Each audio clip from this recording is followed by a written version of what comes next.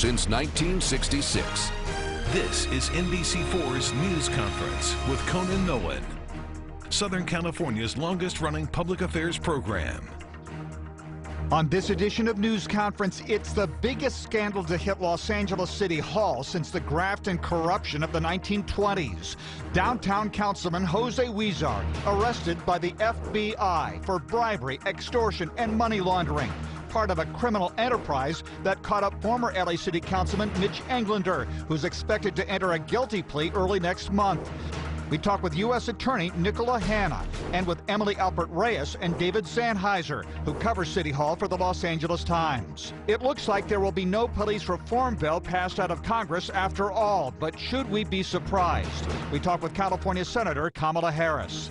And as the state sees an increase in COVID-19 cases, we get some very simple advice from Dr. Lucy Jones of Caltech and the Lucy Jones Center for Science and Society, who says you can pretty much keep from getting the virus by following a simple rule: don't share your air. Good morning and welcome to the Tom Brokaw News Center here at Universal City. I'm Conan Nolan. Thanks for joining us. Nicola Hanna is the highest-ranking federal law enforcement officer in Southern California. He's the United States Attorney for the Central District of California, 7 counties from San Luis Obispo to Orange, including Los Angeles County. Mr. U.S. Attorney, thank you for taking the time. Thank you for having me. This was a councilman whose downtown district had the overwhelming share of huge-scale development, and he chaired the appropriately named Plum Committee for Planning and Land Use Management, which had domain over projects throughout the city. Very important elements, and you really hit the nail on the head with that.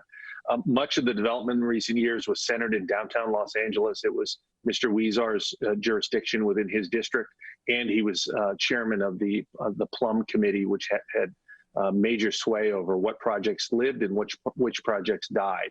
And so he was in a position to influence those projects, and we've alleged that in the complaint.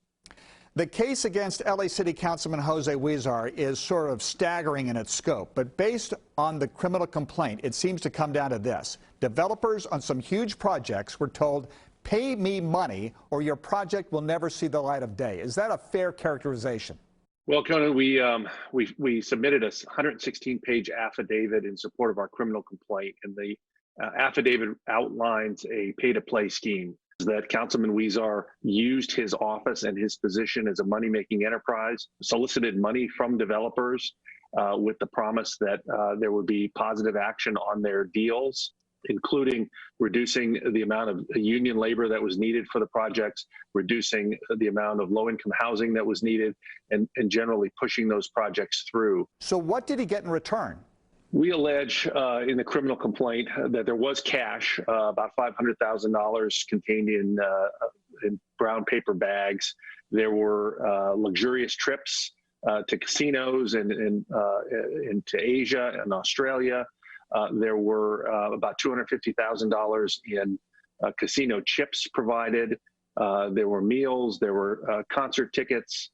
There were jobs for associates of the councilman, and also political donations. Former Councilman Mitch Englander has also been accused of soliciting bribes from developers. What did he receive? In the Englander case, we've alleged cash. There was the provision of escort services, but also expensive meals and expensive outings to nightclubs in Las Vegas and that sort of thing.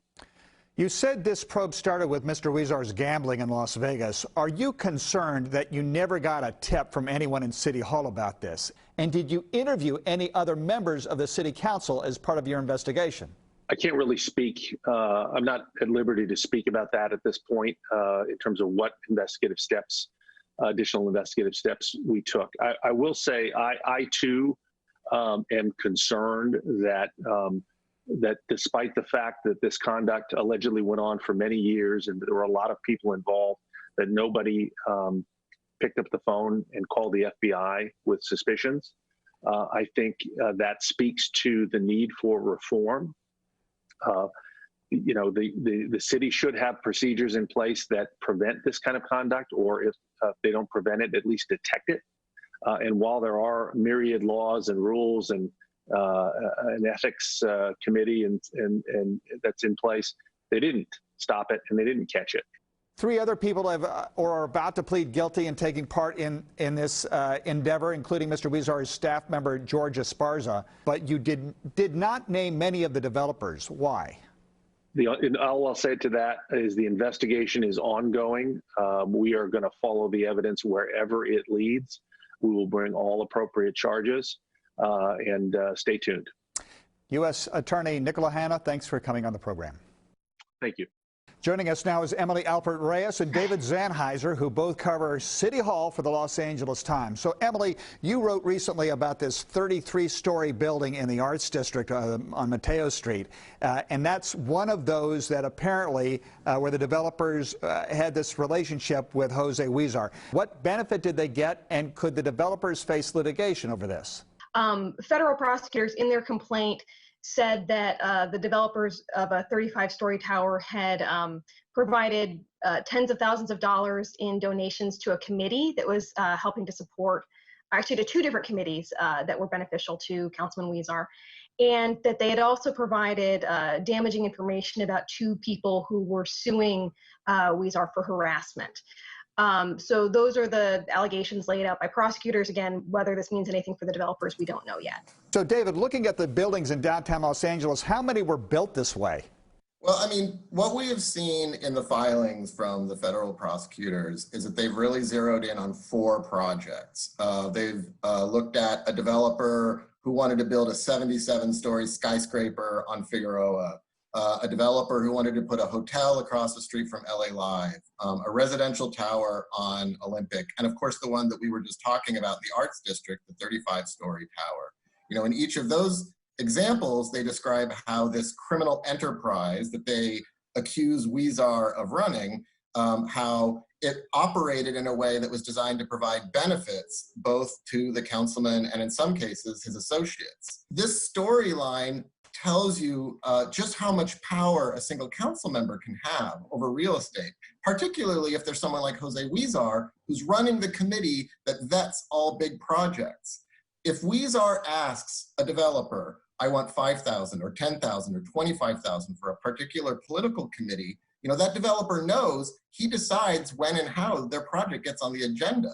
You know, he can decide millions of dollars of impact to them. So, I mean, a politician like Jose Huizar doesn't even have to say, you know, in exchange for this, you know, they know that he controls the fate of their project. Emily, what kind of legislation are we looking at coming out of this? Well, I know there's been, you know, different proposals that have kicked around over time about whether to change the amount of power that council members have over real estate development. And I mean, we saw in the last couple of years a long-running debate about restricting campaign donations from developers, for instance. Clearly, that kind of thing doesn't stop people from taking cash in a paper bag if that's what they want to do. So if people are going to break the law, it's hard to design a law to stop that. But I think people are, you know, discussing, does there need to be a bigger look at whether the council should have as much authority as it does over the fate of a particular real estate development. David, what are you looking for in terms of the defense of Jose Huizar? We saw a tiny hint of it in the last filing, how he might respond, which is, you know, there's a moment in which, you know, he's interviewed by the FBI, and the way I read it, it looks like he's trying to pin it a little bit on a staffer, and that he's describing money that is alleged to have been a bribe. So I think the main thing we're really interested in knowing is, what is their defense, if any? Because throughout this whole saga, they really have been almost quiet. Emily Alpert Reyes and David Zahniser of the City Hall beat for the Los Angeles Times. Thank you very much to both of you for joining us. Up next, U.S. Senator Kamala Harris on why it's a no-go on police reform out of Washington when we return.